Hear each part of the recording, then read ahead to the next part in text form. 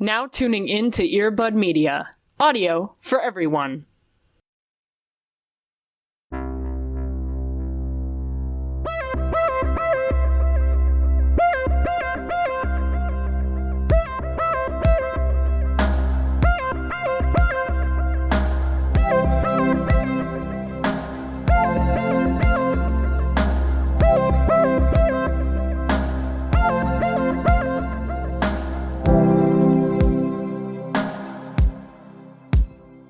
So, welcome to Into the Christ. Oh, okay.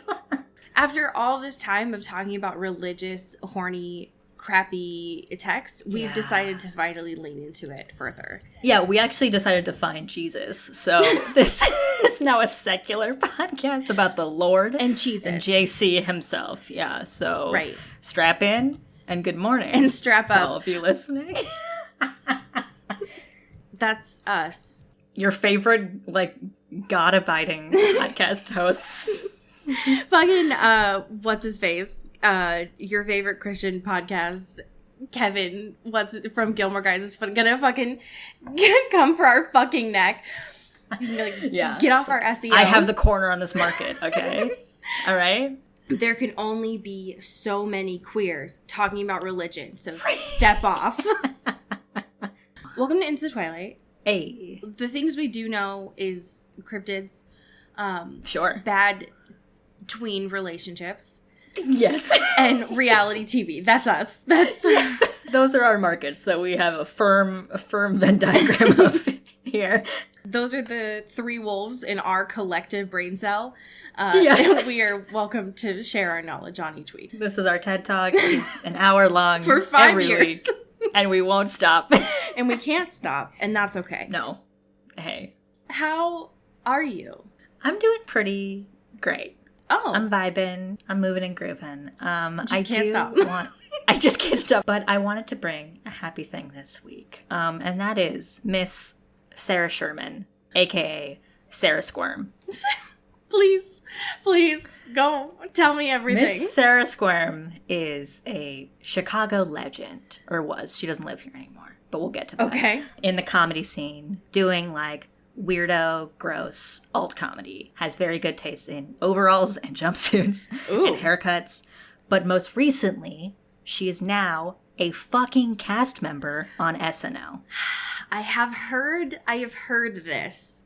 I've heard such news. And this is the news that made me fucking watch Saturday Night Live for the first time in maybe 6 years. Oh, okay. Because I was like, you know what? Like, Bowen Yang, very compelling. I love him, and I've seen his clips, but I've never wanted to actually venture into anything a little bit more than that. But I sat down and watched a full episode of Saturday Night Live with fucking Owen Wilson, of all people. Yeah, that was a rough one. Whatever, he was there. Him and his nose, they were there. But I was also like, I gotta do it for my girl A, Sarah Squirm. I gotta do it for B, A.D. Bryant, another Chicago legend. And gotta do it for C, Casey Musgraves. There you go. So I was there. Right. And she fucking crushed it. And I am just so proud. Because I'm like, literally, there's no other way I would have watched SNL. Right. Absolutely. But her casting announcement, I threw my laptop. I threw my phone. I yelled. Yeah. I did not watch the newest episode of SNL just because, again, my bedtime is when the sun goes down. And right now that's at 6:30, which is fine. Right.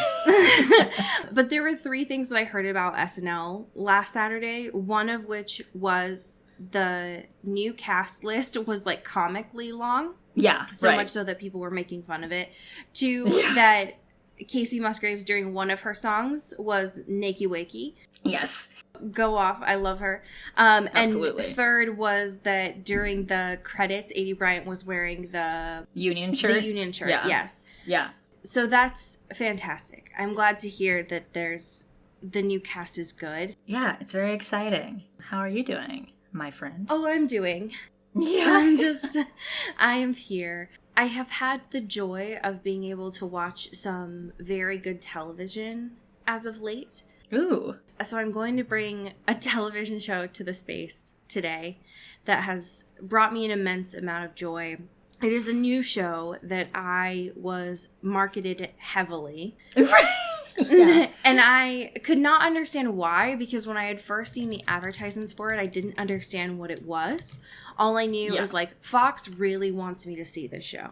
It's called, and this is not an advertisement, but fuck Fox, I will take your money. It's called The Big Leap. Also, there are people on my roof.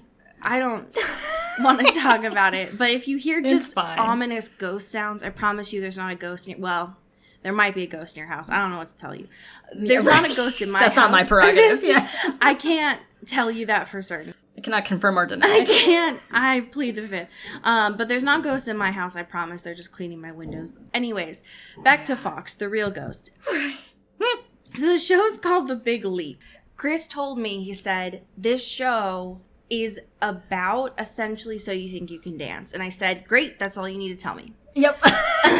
Because if there's one thing you need to know about me, I fucking love Twilight, Hi Hello. And I also fucking love So You Think You Can Dance. I love it so much. I can't watch it with other people. I become insufferable. I mean, it's a me thing. I need to watch it alone. I, unfortunately, at least in these first 2 episodes, do love this show. Yeah. It is not good. It's not good. Yeah.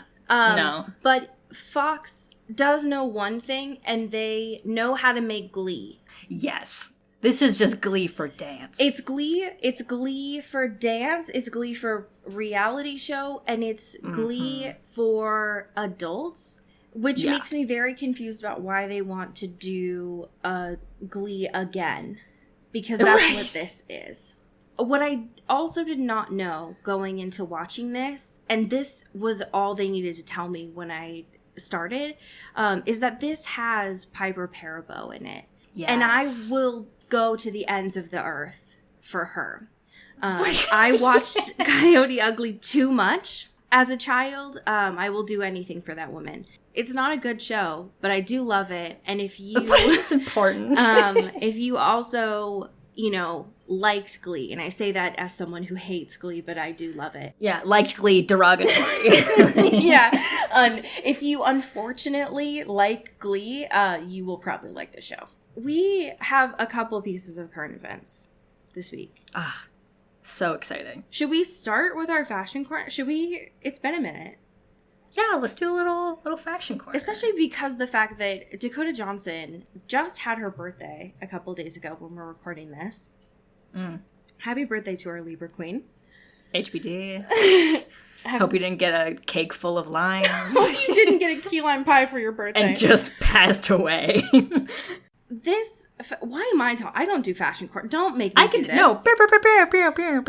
Dakota Johnson's fashion corner. I'm taking the reins. I don't know anything about fashion. I just like to watch people talk about fashion. We got a hot fashion corner from Dakota Johnson here. Yes. From InStyle.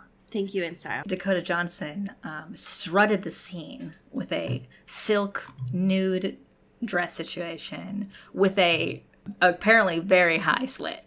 That got the people talking. InStyle is losing their marbles over this.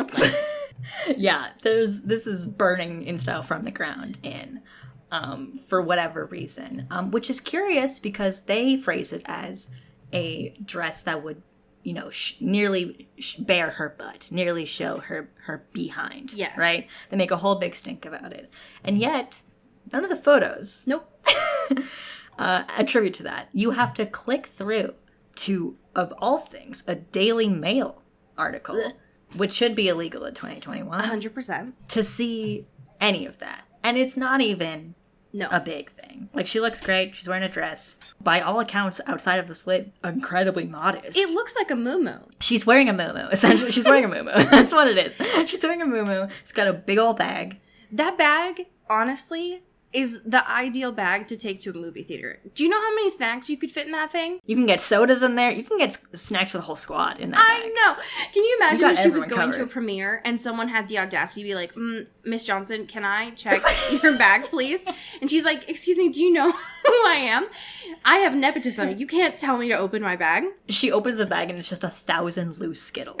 It's just a whole fucking 40 pack of McDonald's McNuggets. It's just literally just McNuggets for the whole family. For everyone. For everyone. God, you could fit so much in that there's just so much. Honestly, in that dress too, the amount that you could hide, wow. And they're just giving her so much slack for being like, oh, you had a slit? You wanted to show leg? It's like, why are we not focusing on the real issue? She's sneaking in movie paraphernalia. That clutch has an insulated interior. You can keep shit warm in there. She's got a whole dinner in there, and honestly... She's got a rotisserie chicken in there. She's got a whole ass chicken in there. Dakota Johnson is the smartest woman I know. Absolutely. We have to stand. We have to respect the gumption. God. Why has someone not made a whole ass clutch with an insulated interior so you can keep a rotisserie chicken? I need the fucking TikTok investigative journalist teens to get on this. What is in this bag? What is she taking? What happened? I need to know. Because if it's not just loose Skittles, just entirely loose Skittles, and if it's not a rotisserie chicken, then what the fuck is it? I have questions. Absolutely. Come on. I also have questions about K-Stu. Can you update us on where we are at with her, please? Oh my god, so much has happened. K-Stu Corner. The road to the Oscars. Right, press junkets, tours. I wish that I could play the fucking Olympics music that NBC does without just getting killed. Yeah, we get sued not even when this episode comes up, but just right now as we record. Just they know. Yeah.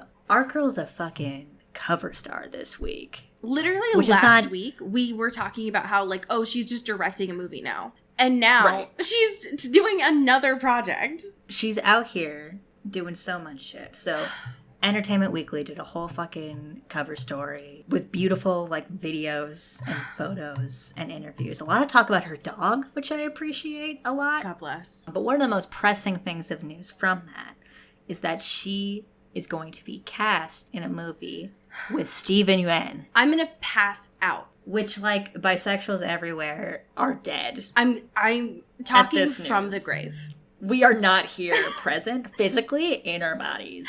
Nope. Because this movie is going to come out at some point, and I don't think any of us are prepared. Nope. I'm gone.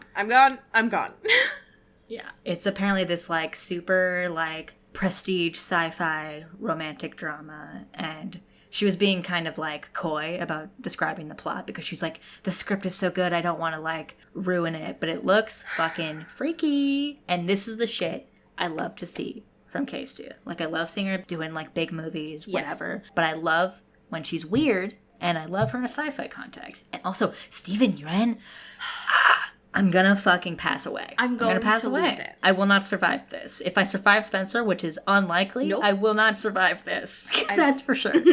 No, I will be watching it from the astral plane, and that's fine.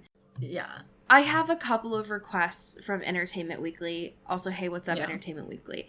The first is that I would like to get one of those, like, 52-inch frames that I feel like every family, every, like, rich family has.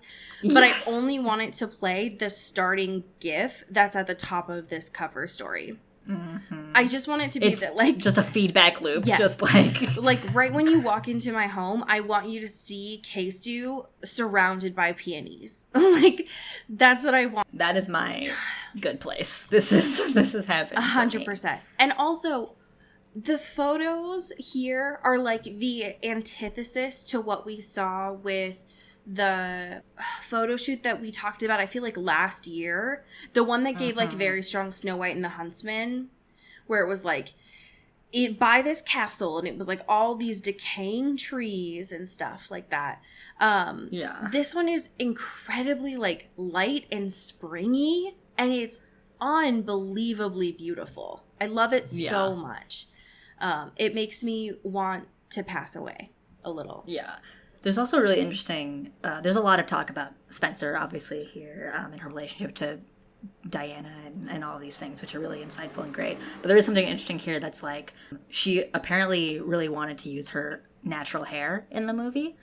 And that was not something that was able to do because they were like, if it wasn't a wig, it would have to be like, they would have so much less time to shoot. And the production of that was already stripped down, obviously. And like, but that's wild that she was like, no, I want to do it with my own Princess Di hair for me, which I love a lot. Same. I'm incredibly excited for her that, like, She is just, everything is coming up, Kristen, right now. Yes, we love to see it. It makes me so excited. I'm so proud of her.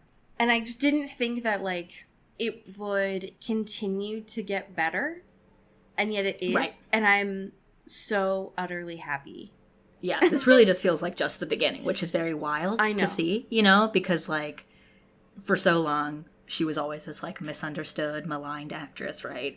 And the people that knew her and loved her and her work were like, she's really good. We just gotta, like, something's gotta give, you know, in the public consciousness of her as a performer. Right. And now that that's happening, it's like the opportunities are going fucking left, right, and center here. And she's just, like, taking everything, which is like, what?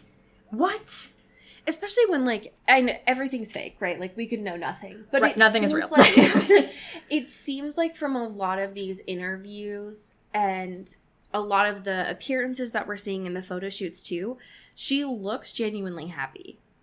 Yeah. And it seems like such a marked difference from what we had seen even just a couple years ago. Mm-hmm. And it's like, ma'am, you are glowing. Like, yeah, seriously. And it's coming off that way. And again, like, it could be the exact opposite. We don't know, but it seems like that, especially because the fact that it, at least in her work and the way that she's describing it, she's having so much more control and agency of what she's doing. Mm-hmm. And yeah, goddamn, sure. if that is not just amazing to see, yeah. makes me so happy. We're on the right side of history. I know. Talking about her appearance and the way that it looks in Spencer, this new poster that dropped. Hello. I knew. Excuse. I knew when we saw the first one that it told us everything that we knew about the movie and how beautiful it was going to be before we even saw, like, the teaser and the trailer as well. But this is unbelievable to be able to see her like this. Oh my God. Yeah, because they released, like, a whole bunch of, like, the, like, character posters or whatever. Yeah. And obviously, like, the Kristen one is incredibly compelling and just, like, communicates the same, like, dissonant sadness in just the image. And just, like, the super close-upness of it that's like, The way that it's just absolutely hits as Diana, but also is just the absolute, like, holiday mood. Just the, like, absolute disassociating of, like, I cannot not be present here. in the moment. Yeah. Everything is too warm. Everyone is so loud. I need to get out of here. Yeah. I'm incredibly excited to see this movie. Holy shit. Like, God. I know it is continuing to count down, but I am unbearably excited. She's coming. I know. She's coming. So Just you soon. wait. We have a backstory that I am incredibly excited to read. I feel like yeah. we have been waiting for this one. In a way, I didn't know that I was waiting for this, but we are. Yeah. This is from the much anticipated Mulch themselves. Yes. And it is titled Twilight Backstory. When I first discovered Twilight, I read the book at breakneck speed, finishing it quickly and immediately Googling when the next book would be released. I read the books religiously as they came out. I read Stephanie's blogs and mulled over her writing playlists. Unfortunately, as a child, I had a crippling fear of indulging too much in anything. I was so scared to let people know that I enjoyed this kind of thing. When the first movie was announced, I couldn't contain my excitement. I would stare at Stephanie's blog announcement with the actors she would cast as each character. I pored over their faces, imagining them with the characters' images I had created in my head. The movies were met with harsh criticism amongst my peers. When I was still a girl, I suffered from I'm not like other girls syndrome and would dog on the franchise any moment I could, still secretly seeing each movie at their premiere. It wasn't until a friend recommended this podcast to me that I finally let my Twilight freak flag fly. Ooh, enunciation there. Just a quick little bit of alliteration. Okay, going back and consuming this media with y'all has been such a wonderful journey, and I have to thank you for allowing me to love Twilight with only slight embarrassment. Much love, Mulch. Mulch. Mulch. Hell yeah. I love this. I love the idea of having having mulch. The idea that you, as a child, had a like paralyzing fear of not wanting to indulge too much in anything makes absolute sense to me. Yeah. That completely tracks with your character. 100%. I love it. Hell yeah. So thank you for sharing that. Thank you, Mulch. That's everything I needed to know. Yes. When we last spoke about Vampire Academy, some shit had hit the fan. Yeah, she got a little wild. There was just a little bit of stuff had gone down. Yeah. There was just Lissa was just gone, shall we say? Lissa was gone, girl. Rose and Dimitri were getting freaky until they realized they were compulsed. Rose was still in her dance dress, the one that started Religions. Yes, the most important dress ever made. Yes. And is still in that as we start these. And Dimitri was in his pajama pants. Yes. Just the pants. Is he still in those now? No. Do I like to imagine that he is? Yes. Yes, we can carry out that We thought can- experiment. we can just throughout the imagine rest those. of these, just to color Just to think this a about little it. bit. Just to think about it. When we had last left off, Rose there was a little bit of a situation. The Guardians were going into the house where Victor was to raid it. Lissa was leaving the house. Yeah, from the window. From the window. And Rose was going to get Lissa, and also Christian was a stowaway. Yes, So she has decided to drag him along as well. just to be part of the gang. Right. you know? Yes, of course. The rescue mission. Right. Because Christian can't be left out. Not anymore. No. No, not the... He's a good guy now. He's good. He's Maybe. sick puppy, Christian. Yeah.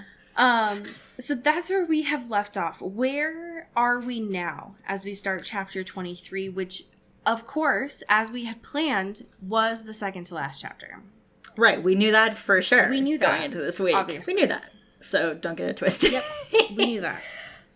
So we're still in the depths of this rescue mission, right? Right. Rose and Christian are like, running around trying to get to Lissa and save her. Rose has a funny aside where she's like, I kind of wish she stayed there so I can see how the raid looked from the Guardians, from how the Guardians were doing it and everything. She's not but wrong. It's fine. I gotta save my girlie. Right. Whatever.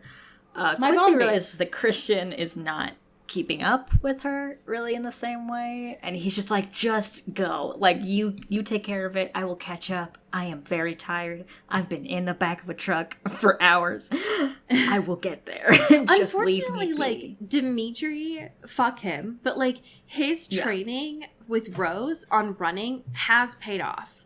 Listen, we like to shit on and Rose also likes to shit on how much he focused on running, but really it's helping out in this specific instance. Yes.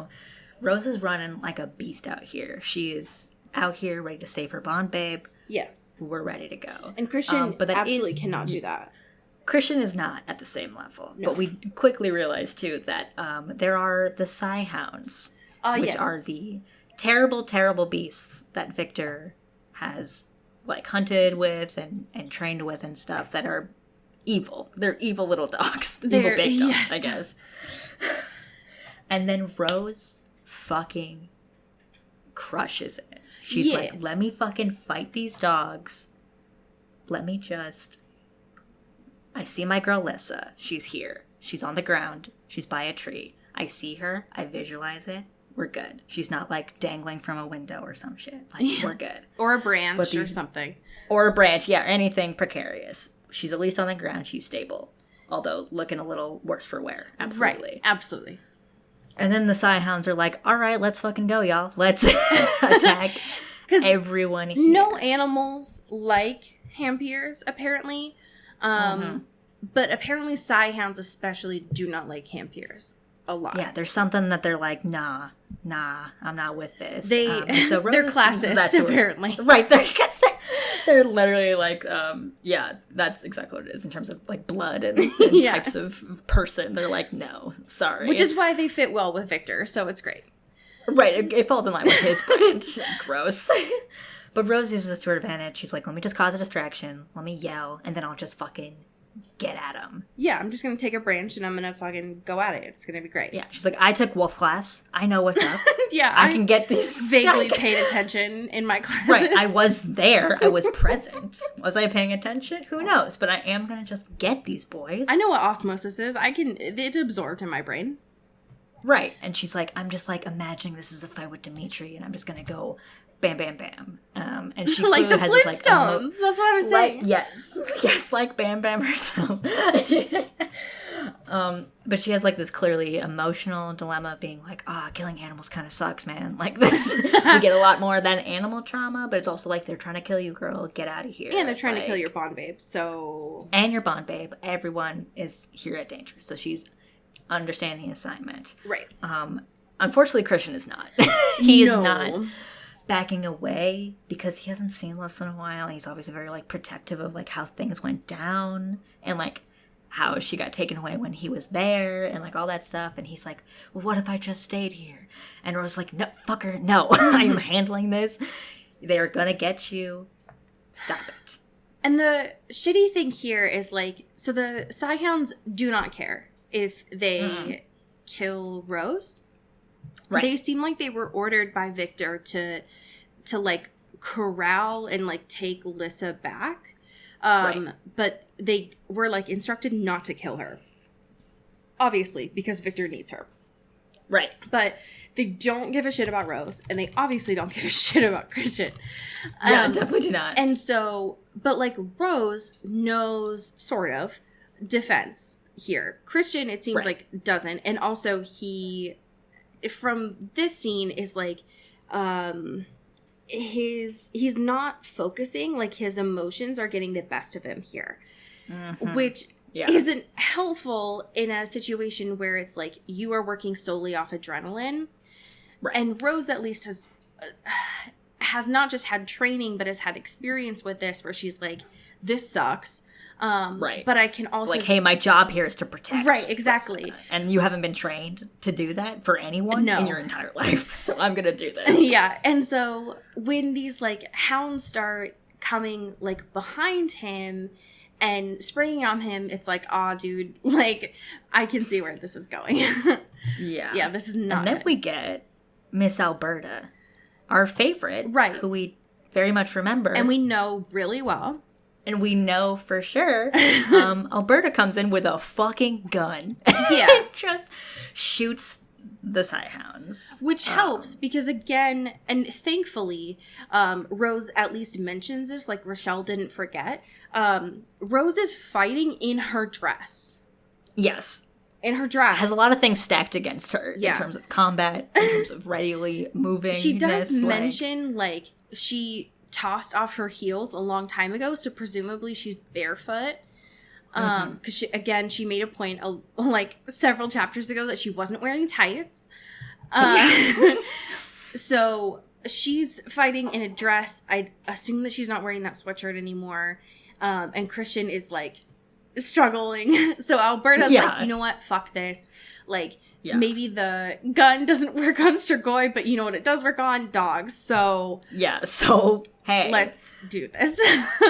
Hell yeah. And then she does that, and then Christian looks Gone girl. not great. Well, Christian looks like he's gone girl. And Lissa's obviously way too like emotionally and physically out of it to heal anyone. Definitely has not enough juice in her system to do that. She needs milk. Which is when she needs some milk, which is when we get a little return to the sexy Bond babe. This is so gay. Blood drawn. This is the most homoerotic shit I've ever seen. Okay. Literally, Rose is like, here, babe, Lissa, Yeah. babe, I got you. Right. And she like puts her neck out. And Lissa's like, okay. And they do it, and literally Rose has, like, an orgasm. Like, it's fully, or like, erotic in this context. Right.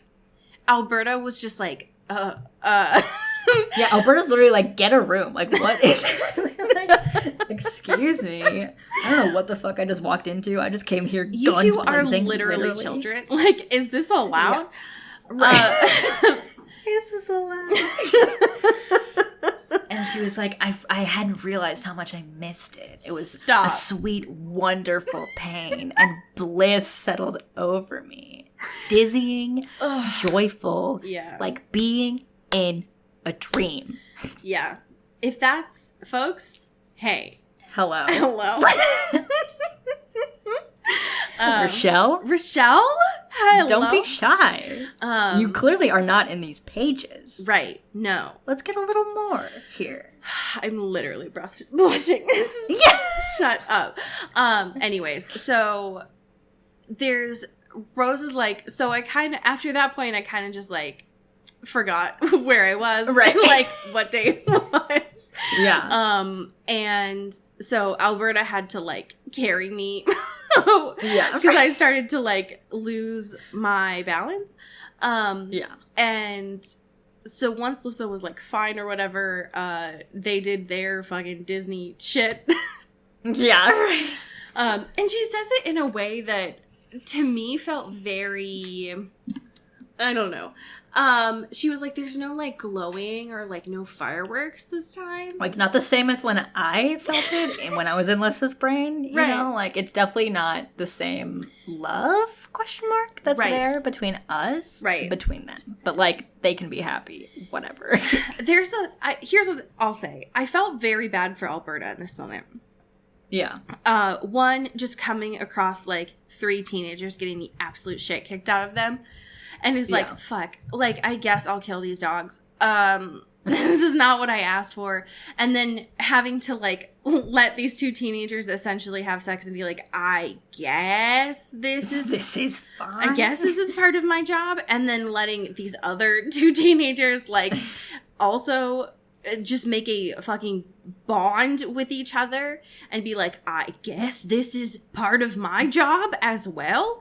And it's just like Alberta is just like continuing to like gasp and be shocked, and it's like, man, Alberta, are you good? Yeah, hey man, what's up? Are you good? Are you okay? But Alyssa finally, like, once Christian's like wounds close up and stuff and he like is alive again, it seems like Alyssa's like smiling. And then after that, I just thought it was funny because, like, after that, Rose was like, yeah, I keeled over after that. I was like, I can't do this anymore. Yeah. She literally, like, passes out. Yeah. And now she's getting, like, she's back at the academy being, like, fed fluids and sugar. You know, love a time skip. Right. And they're like, okay, we told Kurova and a couple other people what was going down. And it turned out to be pretty well recepted, you know, like they're not gonna like shoo Lissa away the same way they did Miss Carp. Like things seem to be like, now that they know of it, even if it's shocking, it's fine. It's not like a big bad situation. Correct. Which is surprising, but okay. Which is surprising, but you know what? And because they were afraid of that the whole fucking time. They knew this was a possible thing. But they're like, what do we do? Right. About Natalie, because she's literally neurodivergent and a minor. So like that makes things a little bit trickier because she definitely played a role in that sort of kidnapping situation and conspiracy. Yeah. And all of that shit. But like, what can we do? You know? So here's the thing. Natalie is a tough one, right? Because like, fuck Victor. Mm-hmm. Yeah, fuck Victor for sure. Fuck Victor for sure. And they do mention in this, like, they were planning on taking him to, like, a Moroi prison, which, like, damn, dude, you could have completely made a whole new government and you still have prisons here? That's fucked. Right. You had all the opportunity here to reimagine everything, and we still have prisons. Damn, great. Rochelle, cool. Like, you could have made it all different and you still, all right, that's fine. But Natalie, I feel really bad for her, right? Because, like, in this, there's like 2 whole paragraphs here where Rose kind of describes this and is like, damn, Natalie, you really fucked up. Like, yeah, you did all of this, and like really fucked over Alyssa and like brought in dead animals and stuff, and like, yeah, you rotted the bench that like literally killed Rose. But the problem is that like she was being completely manipulated by her dad. Yeah, and fully just wanted all of his approval and attention and like wanting to be worthwhile to him. Right. And that makes this naturally like so much more of a, because at first like the reason why Natalie bothered me so much is I thought she was just like a flat character. I was like, this girl is annoying. She pisses me off. But I think like the fact of that makes her so much more of an interesting character to me. Of like, you are doing all of this evil stuff because the fact that your dad is such a shitbag and has such a corrupted view of power that he has made you into a monster. Into a monster figuratively and then literally here in a second. And like ruined your life. And that is such an interesting way to write this character, but is awful, right? It's truly sad and depressing. Yeah, absolutely. And the fact that like there was that part too where Rose said like there was a rumor where she was like standing outside of that detention center just like begging to see him. And it's like the fact that still at the end of the day it's like she has this like almost like codependent need for him, and he is like absolutely like, and has like made her allegiances absolutely, and, is stuck to that.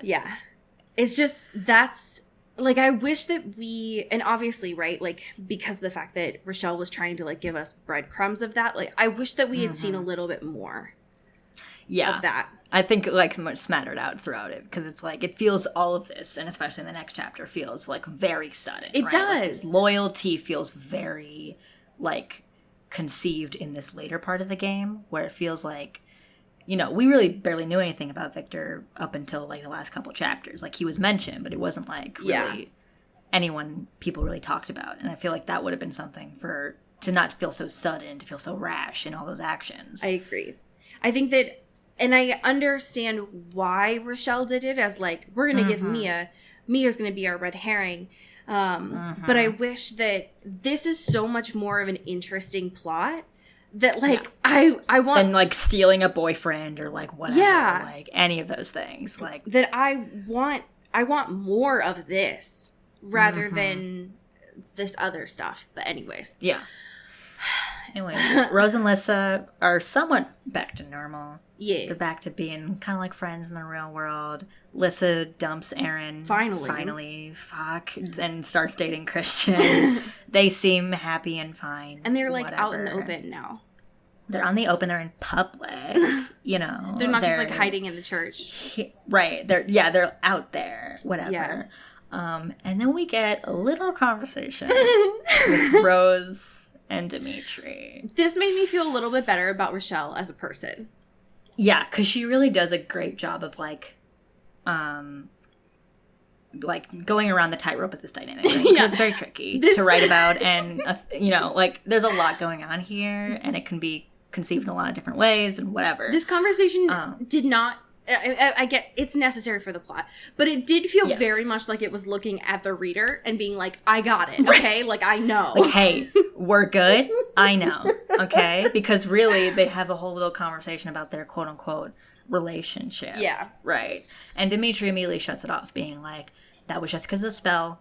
This is inappropriate. Like, there's so many reasons why this shouldn't be a thing. Yeah. And I'm telling you this to protect you, right? Like, this is something I just want to, like, be blunt about and, like, cut it off immediately before anyone gets any real feelings or anything happens in a way that compromises both of them. And specifically, like, he starts it off by saying, like, you need to report what happened. And and Rose is like, I can't do that because they'll fire you. And he's like, no, they should. Yeah. And it's like I am the bad guy in this situation, Rose. I know I have to maybe remind you of that. Right. But I did something that was not appropriate. Yes. And engaged in inappropriate behavior. And that's a consequence I'm willing to live with. Yes. And she's like, but it's kind of hot though, right? And he's like, no. Rose. Just sprays her with water and it's like, no, Rose, stop. Yeah, this little spray bottle. Rose. Rosa, come on. Yeah, I appreciate this. I honestly thought we were not going to get a conversation like this. And while I do feel like part of like how this was set up very much feels like it is directed at the audience, I do appreciate that like they communicated this. And also that like Dimitri was so forward about how this happened.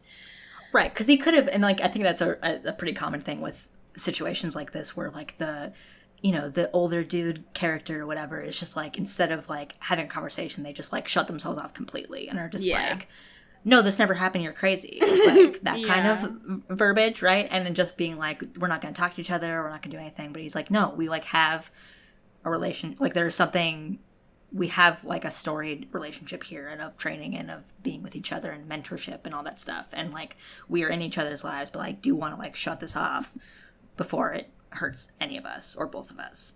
Yes. And I think that one of the things that, and again, the bar is so fucking low here, right? Right. It's so low. But I think one of the things, especially not just when this came out, but specifically who the audience of this book was for, the fact that his language was so clear of being like, yes, no, right, I am not interested in you that way. Right. And yes, he's lying, but like, the fact that he said like, this only happened because of the spell. Do you understand? And it's like, yes, we find out in like literally 5 minutes that wasn't the case. It's but not how that works. Yeah. That's not how that works. But I think that, because Rose needed to hear that, she did, because otherwise she would have like kept entertaining these fantasies that maybe both of them believed in, but wouldn't have been better or wouldn't have been best for either of them. Correct. At least now. Yes, I completely agree. So I appreciate that happened. Now, does she immediately find out that that's not true? Yes, but but I don't think that she should have found that out from Dimitri. I think you know, like she was going to find there's no out, way but he would have shouldn't found it predicted out that from him. would have been something Yeah. that Victor like spilled the beans on in his fucking jail cell, you know. Yeah. So he does.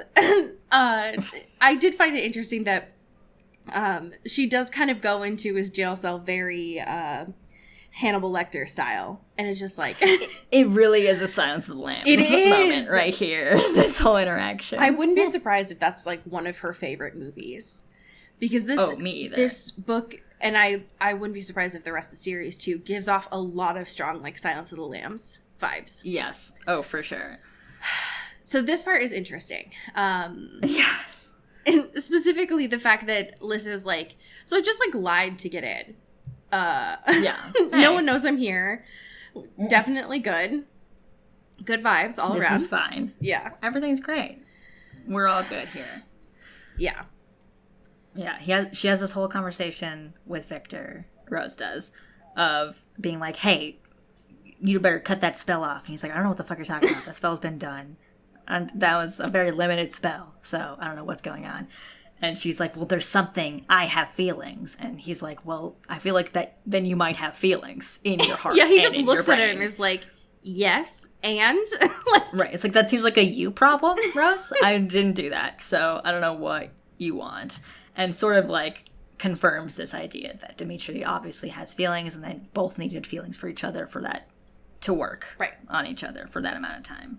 And she's like, God damn it. Like, come on. Like, the fact that Victor is the one that had to spell it out for her and be like, he's lying to you, Rose. Like, yeah. I don't know how else to say this, but he is covering this up. Yeah. Welcome. For many reasons. Welcome Hello. to, like, your first, like, real relationship. This dude was fucking lying to you. Yeah.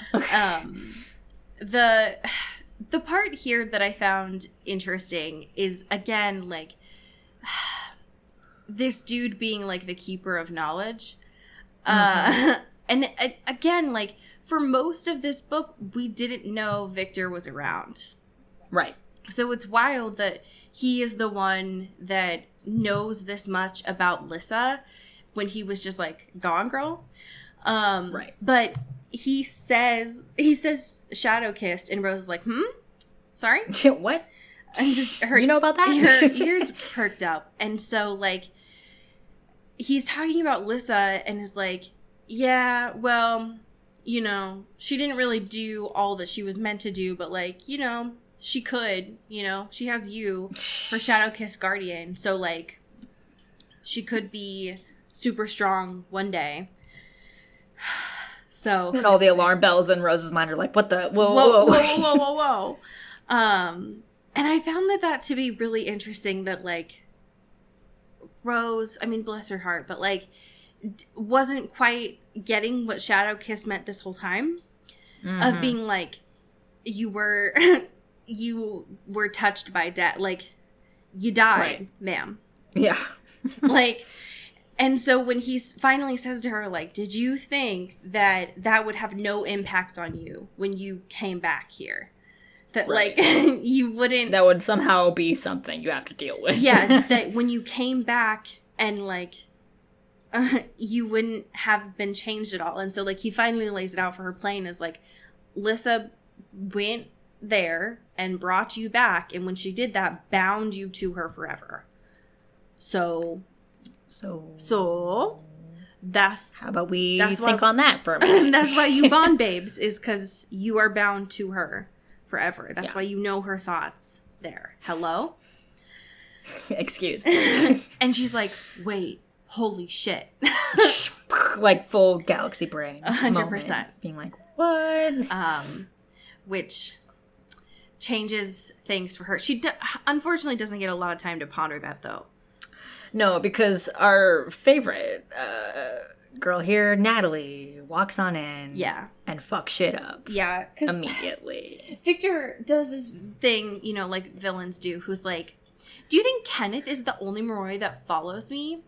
You know, like, revolutions often start really quietly. They're, like, hidden in the shadows. It's like, I got a bunch of people you don't even fucking know. You don't even, like, know them. How powerful I could be. And then, like, finally, Natalie comes and is like, oh, hey, what's up? But she just immediately, like, knocks the shit out of Rose. Uh-oh. You know, like, Looks Natalie totally would have done before.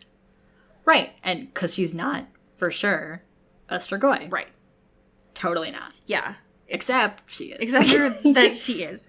Uh-oh. Because, you know, part of, I feel like it was in the middle of the book when Rose had that crisis being like, I don't know what I would do if someone that I love turned into a Strigoi. I don't know what I would do. Uh-oh. I don't know if I would kill someone that, I don't know if I could do that if someone that I love became a Strigoi. I don't know what, the series is definitely not leading to that. No, this would not come up in any practical way for me, for sure. No. And so, when it moves into the next chapter, like, as usual, Demetra's trainings actually do come to light. Yeah. Because... she's kicking ass, taking names. Rose has nothing. Like, yeah. She's cornered. She doesn't have any weapons. She can't run. She just got slammed against the wall. Right. Like, she's got to just fight a Strigoi, and she's got nothing to do. So she's like, okay, well, I gotta figure it out. Yeah. This sucks, though. Like, fuck Victor for real. That he had... This is manipulative, terrible shit. It's so gross. It's awful. Yeah. And the other thing, too, that I found really interesting about the way that Natalie talks in this is that she's like, my dad's the best, first of all, and he's going to save the Moroi from the Strigoi. And Rose is like, you are an actual, like, you have worms for brains. You are a Strigoi, and you're saying this right now. Hello? And you're going to be on the block at some point. Right, exactly. So at some point, there's going to be a turning on you, my dude. Like, what do you think was going to happen? She says as she's being thrown up against the wall by Natalie right now. Like, still trying to reason with her while being beat the shit out of. Yeah. To some extent. Yeah. Thankfully, though, she doesn't have to worry about it for too long. Because Our main man, Dimitri, Mr. comes barreling in like, quote, death in a cowboy duster. Jesus Christ, Rose. Which is such a good characterization. I love it so much. Just amazing. And just like literally like fights her, puts a stake in her, done. Just so quickly. We're good. So with this quickness. Like, Natalie, your sacrifice was for nothing. Nothing. That sucks. That sucks so bad. You got played so hard, my dude. For real. Like, come on. Open your eyes. I mean, Victor did leave. Like, he did, like... Victor escaped. He did escape. So he's gone, girl. So I guess he could maybe do his own little cursed fucking takeover wishes if he wants. But, like, it's just... It makes me so sad. Because it's like, fuck you, Victor, for real. Mm-hmm. You were totally fine killing your daughter if it meant that, like, you got, like, 5 minutes a head start. Because he doesn't even, like, get away. Right. Is the thing... Oh, God. Yeah. It's just so all of this was useless. I know. And for so many stakes. I hate it so bad. And, like, Rose is, like, literally, like, going in and out. Oh, and her first fucking question to Dimitri is like, oh my God, was it true? Do you not like, or do you like me? It would have worked if you liked me. And he's like, can you stay alive, please? She's I'm got trying. Like, such a bad concussion that she's like having a really hard time staying conscious. And he's trying to run so hard to get to the their like hospital. And again, she's been there so many times over the last few months. Yeah, she's a frequent, a card-carrying member of the Empire Academy Hospital. She needs a punch card for real. Yeah. And all she can think of while she is trying to, like, stay conscious is, like, Dimitri, but do you, like, love me, though? It's like, Rose, I need you to keep your eyes on the prize here, all right? This is not information that is useful to keep in your brain right now. And, like, let's go. Obviously, he will say whatever to keep her awake right now. But he does. And this part, honestly, I was just like, Rochelle, fuck you. Because this was really sweet. He's like, yeah, like, obviously I do want you. Like, I wish that we could be together. And he's so Rose was like, well, then why'd you lie? And the sad thing is, and they talked about this before, is like guardians that like take care of the same fucking person, they can't be together. It's like a thing. Right. They have different roles and like they have to be for the person at hand. Yeah, is because like his job is like throw his body in front of Lissa. And if they were together, and he says this, is like, if he says, if I let myself love you, I wouldn't throw myself in front of Lissa. I throw myself in front of you. Ah! Oh my God. Oh man. Anyways, fuck you, Rochelle.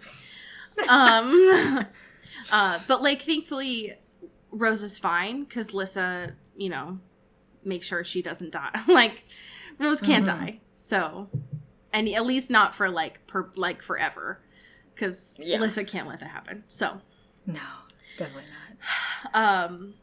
But yeah, like Victor didn't even like he escaped, but he didn't like he was recaptured. Yeah, he ended up getting captured at some point, and it's like all of this was fucking for nothing. Pointless, my dude. Are you fucking proud? And they Sicko. said when he was being like carried away that he just like smiled the whole time. Fucking come on, some fucking Silence of the Lambs bullshit right there. And for real.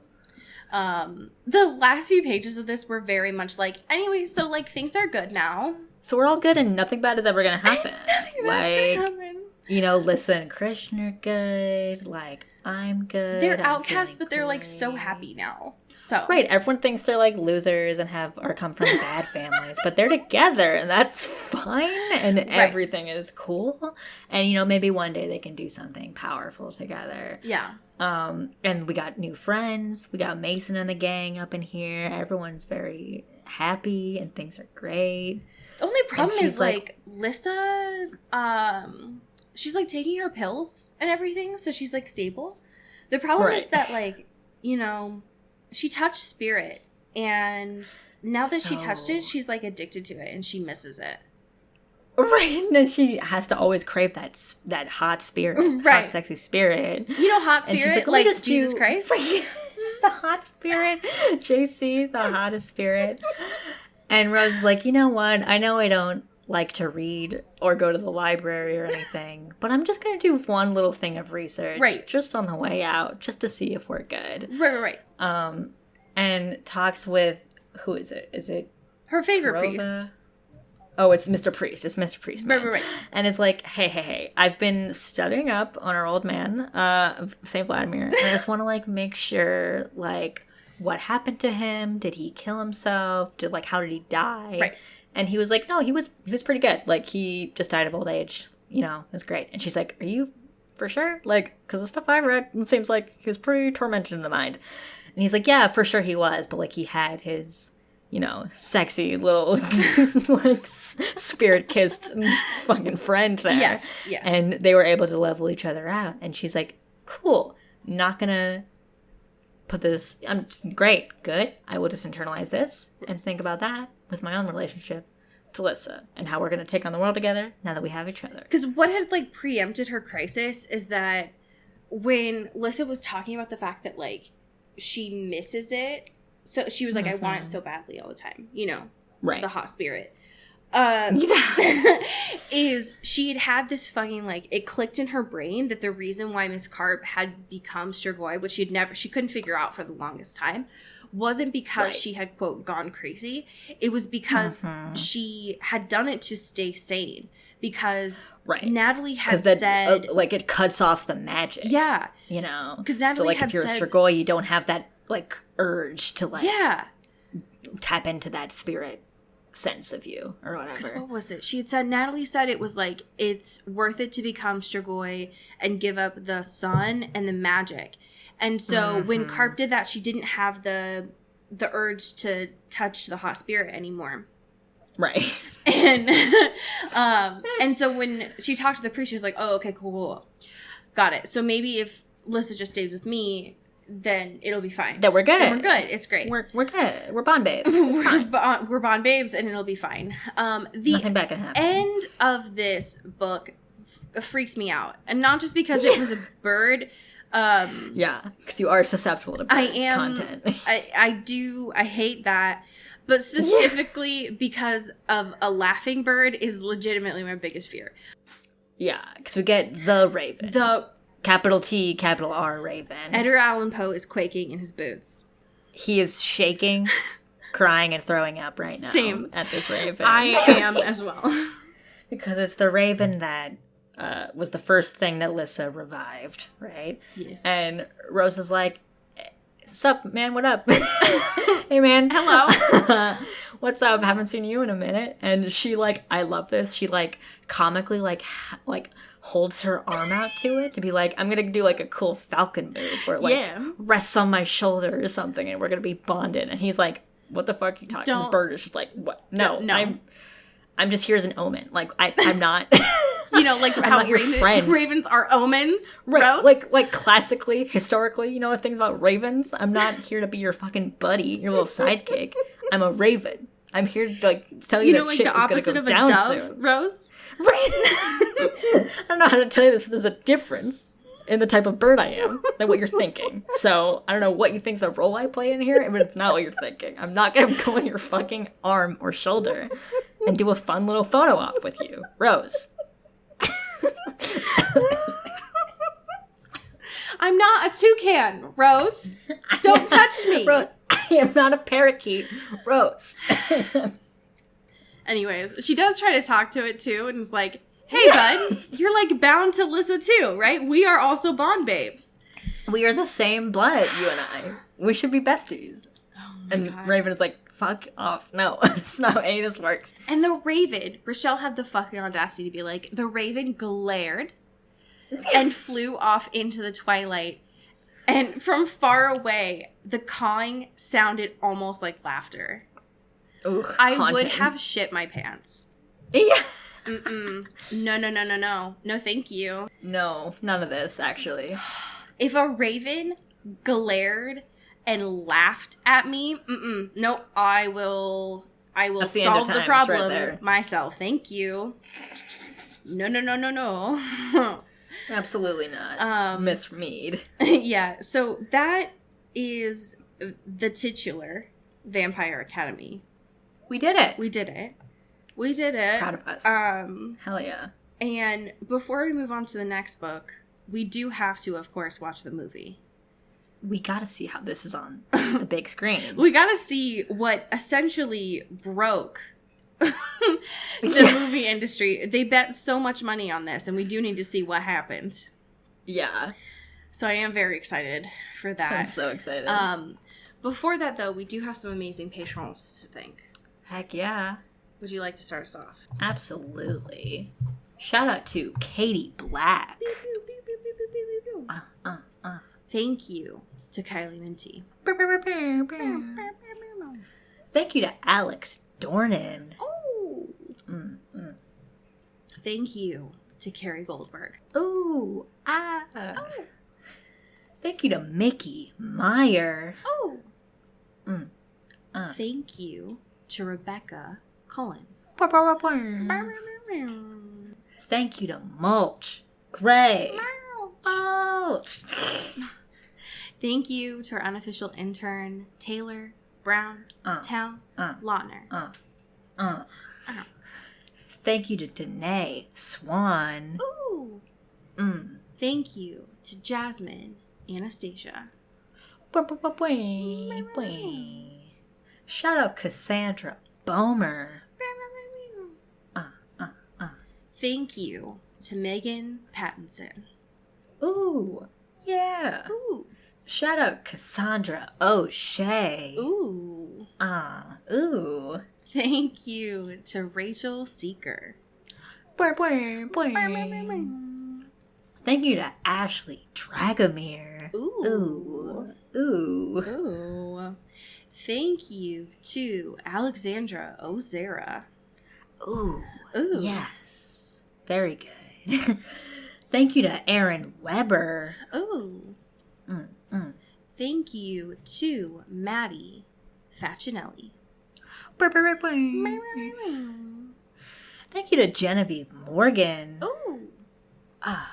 Thank you to my mom, your mom, our mom, Kelly Beck. Kelly Beck. Ooh. Shout out Sophia Salinger. Thank you to India Peach. Thank you to Lara 40. Ooh. And last, but certainly not least, thank you to Abby Penn. And I will say, Oh? if you want to be a patron at this level, I feel like it's a good time because we got a fuck ton of Vampire Academy names. We do. In the spirit of this season, or this book ending, right? That'd be a good time to hop on if you want a fun little vampire name. It would. We do have a lot of names. That's all I'm saying. We got some. We got some for you. We have a fan fiction that was sent in by our unofficial intern, Taylor Browntown Lautner. Better than the troops and the Marines and all of them. The proud, I don't even know the fucking slogan. Just the proud Taylor Browntown Lautner. Hell yeah. Is it the few, the proud? I'm not straight enough to. This is a fanfiction that was written by the user Dragon High Elder. It is titled "The Shades of Twilight." Now, before you fucking, it's not fucking shades. Don't fucking. The summary is when the crew from the Moroi Court of Vampire Academy go on a weekend holiday trip up to Washington, they encounter a strange band of vampires who, to almost all appearances, would appear to be Strigoi. However, these would-be Strigoi are in more control than normal. When confronted with this truth, it dawns on both parties that their worlds are about to get a little bigger. So, this chapter is from the perspective of one Miss Newborn Bella Swan. Ooh. Bella Cullen, I guess I should fucking say, from, that she is hunting for the first time, just to set the fucking scene. I was pretty sure I could handle this. Maybe I should have waited for Edward, but my curiosity got the better of me. Slowly but surely, I peeked around the trunk of the tree. 4 people were walking about a small space where tents were set up. 2 of the 4 were sitting next to each other where the fire, as the male was holding a pan. The other 2 were watching them on the outskirts, talking to each other in low voices. The way they held themselves suggested they were lookouts. None of them looked threatening, really, except for the size of the large lookout. He was easily the biggest visible threat. Thick, rippling muscles bound his arms, and he looked like he could easily give Emmett a run for his money in terms of raw strength. The lookouts walked over to the fire pit, and I ducked behind the tree again. Did they see me? Should I wait for Edward? I didn't dare to look around the tree again, so I focused on my sense of hearing to hear what they might be near my family's town for. Don't you think you've burned the poor bacon enough? I heard one of the females say. It depends on how the queen likes it, doesn't it? Queen? Christian, stop that. I came out here to take a break from all that. I heard the other females' voices say. Honestly, you're as bad as Rose is. By the time I had once again worked up the courage to peek around the corner again, I couldn't shake the scent. They did not smell like humans, but when I looked into their eyes, I saw a variety of colors, and I heard the sounds of their hearts beating and blood pumping.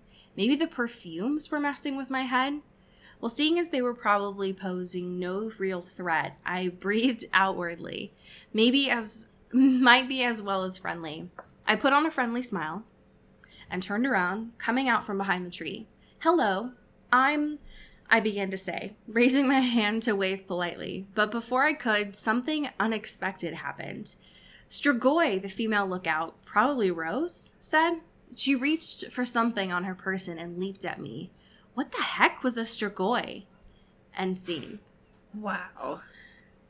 So crossing the streams, baby. I know.